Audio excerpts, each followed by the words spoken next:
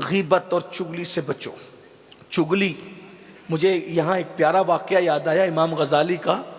امام غزالی سورہ یوسف کی تفسیر میں لکھتے ہیں کہ یوسف علیہ السلام کے بھائیوں نے، بہنیں دھیان سے سنیں، آپ سب بھی سنیں، ہائے اچھے سے سن رہے ہو اور سنو اچھے سے۔ عورتیں غیبت چگلی زیادہ کرتی۔ عورتوں کا حال یہ ہے، ہنسنے کی کوئی بات نہیں، یہ کسی دل جلے کی فریاد ہے۔ چار چھ ملے گی، اس کی خوب برائی کرے گی، اور آخری میں ہٹتے ہٹتے کہے گی اللہ توبہ استغفر اللہ۔ جان دو بھائی، ان کے اعمال اس کے ساتھ، اپنے اعمال اپنے ساتھ، اپنے تو کسی کی غیبت نہیں کرتے، تو اب تک کیا کر رہی تھی؟ بعض عورتیں تو کہتی ہیں اللہ توبہ میری بہن، میں غیبت کرنے کے لیے نہیں کہہ رہی ہوں، میں تو بتانے کے لیے کروں، ارے یہی تو غیبت ہے۔ ایسی رابعہ بصری بنتی ہے گناہ کرنے کے بعد بھی کہ جس کی کوئی حد نہیں۔ اللہ کی پناہ، عورتوں کو دین سیکھنے کی ضرورت زیادہ۔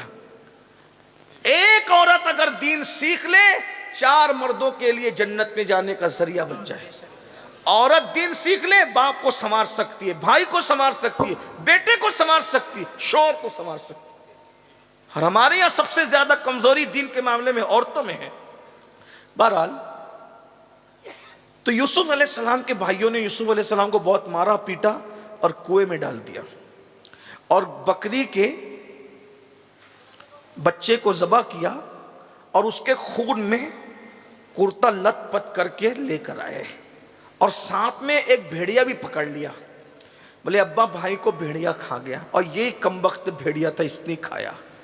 حضرت یوسف علیہ السلام کا کرتا حضرت یعقوب علیہ السلام نے دیکھا تو آپ روتے روتے ہنس پڑے، کہنے لگے کتنا ہوشیار تھا نا وہ بھیڑیا کہ پورا یوسف کھا گیا اور کرتا بھی نہیں پھٹا۔ انسان کو کھائے گا تو پہلے کرتا پھٹے گا نا، کرتا صحیح سلامت ہے۔ اور وہ روتے ہوئے آئے، ہم نہ تھے، ہم نہ تھے، ہم نہ تھے۔ اسی لیے امام غزالی کہتے ہیں ہر رونے والے پر اعتماد مت کرنا، کیونکہ یوسف علیہ السلام کے بھائی بھی روتے ہوئے ہی آئے تھے۔ آپ کہیں گے کیا رونا برا ہے؟ میں نے کہا برا نہیں ہے، رونا برا نہیں ہے۔ رو یعقوب بھی رہے تھے اور رو بھائی بھی رہے تھے، دونوں کے رونے میں کیا فرق تھا؟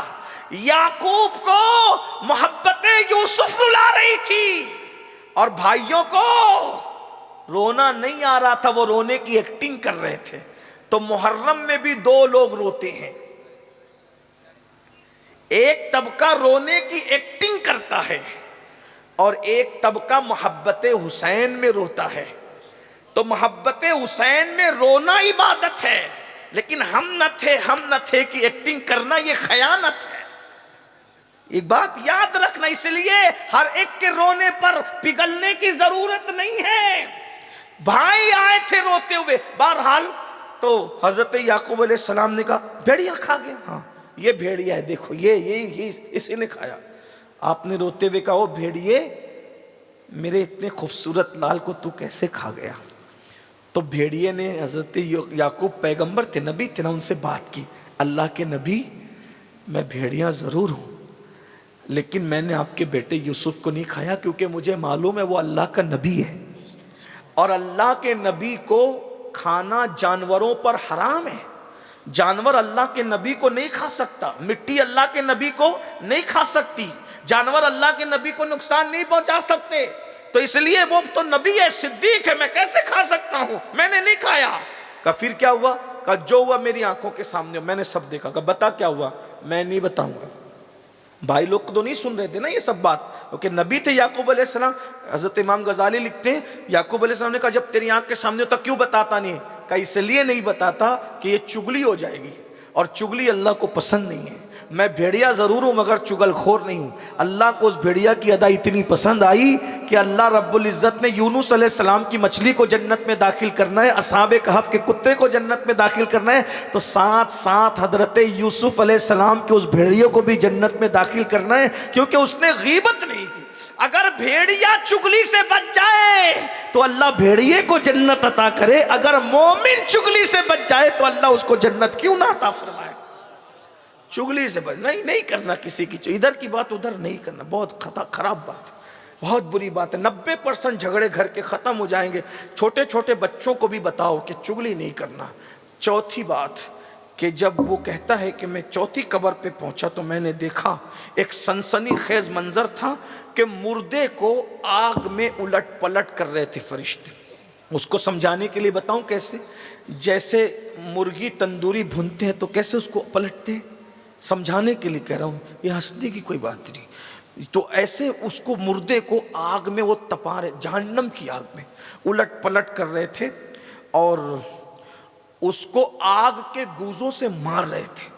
مجھ پر اتنی دہشت طاری ہوئی کہ میں برداشت نہ کر سکا اور میں قبرستان سے نکل کر کے بھاگا تو غیب سے آواز آئی، سن لے یہ وہ کمبخت ہے جو نماز نہیں پڑھتا. اسی لیے اس کو قبر میں آگ پہ، جہنم کی آگ پہ. آپ تو سوچ رہے ادھر کہ مست مزے سے قبر میں سو رہے، مست مزے سے نہیں.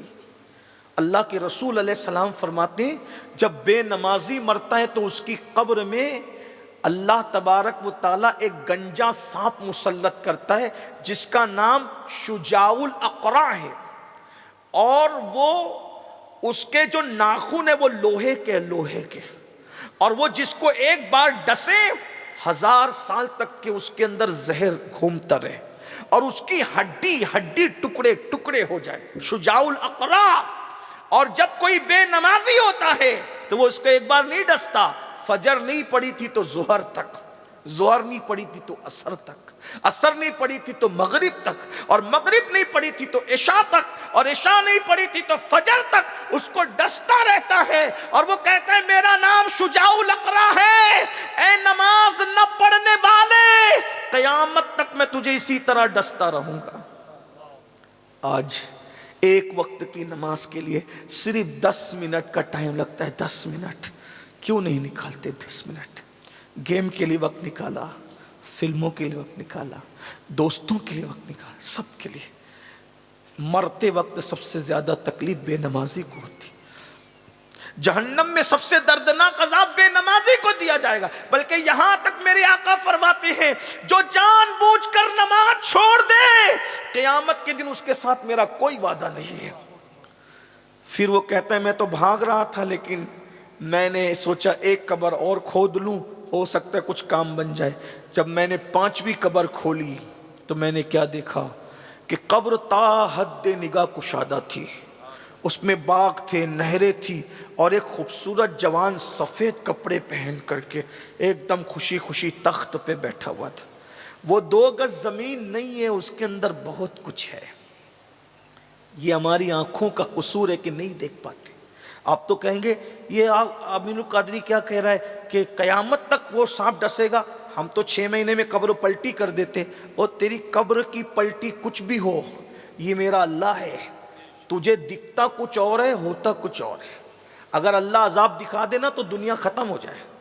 تو اللہ عذاب سب کو دکھاتا نہیں، وہ اللہ والوں کو دکھاتا ہے یا جس کو چاہتا ہے دکھاتا ہے. سب نہیں دیکھ سکتے عذاب.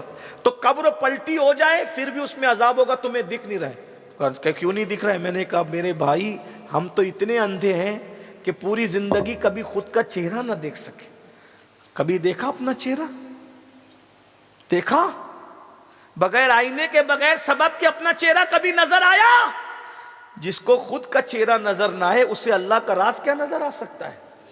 اس لیے بہت ہوشیار بننے کی ضرورت نہیں ہے. کچھ چیزیں ایسی ہوتی ہے نظر آئے یا نہ آئے ماننا ضروری ہے.